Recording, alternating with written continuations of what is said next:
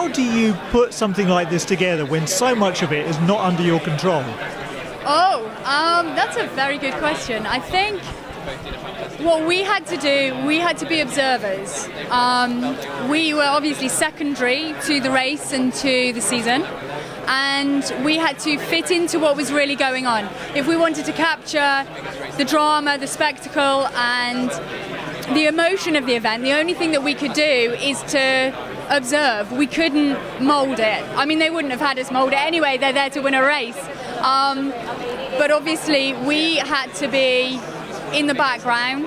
We had to ensure that we didn't get in the way, and that they could achieve their prime objective, which was to be there to win a race. And how do you draw the viewer's focus to the kind of prime moments, because there's so much going on in these situations?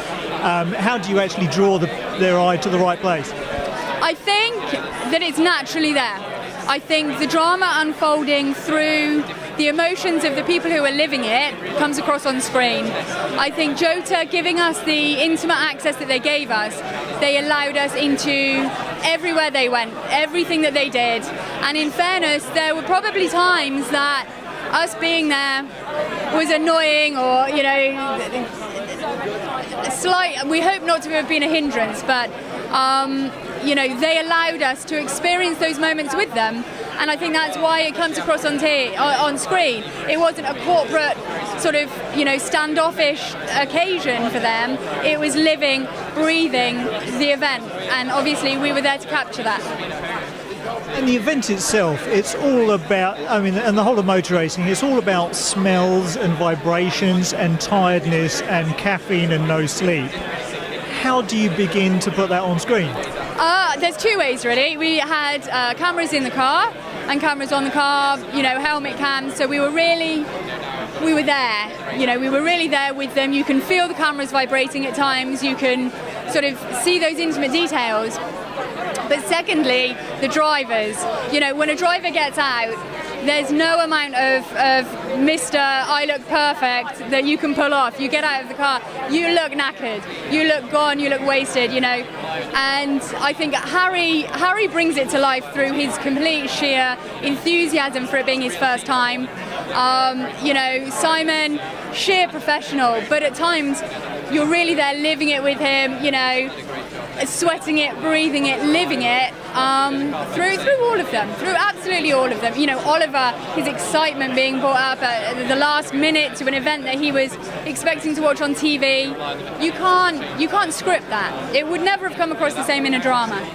And it worked superbly as well, but you had moments throughout the season, so the big crash at Silverstone must have been pretty heart-stopping, because does that throw everything up in the air? There were moments where off-screen we were at least as tense as on-screen, you know. I mean, Simon is a great guy, a great friend of everyone, of ours, of the team, of the crew. The tension, we were feeling the tension.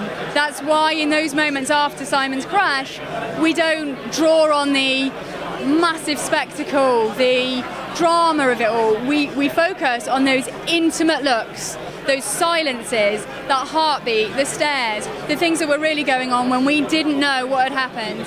And we could do that because we were living it. For people who are familiar with Formula One, and there's a fairly large audience for that, what is it about Le Mans style racing, and why should they come to the cinema to see this film?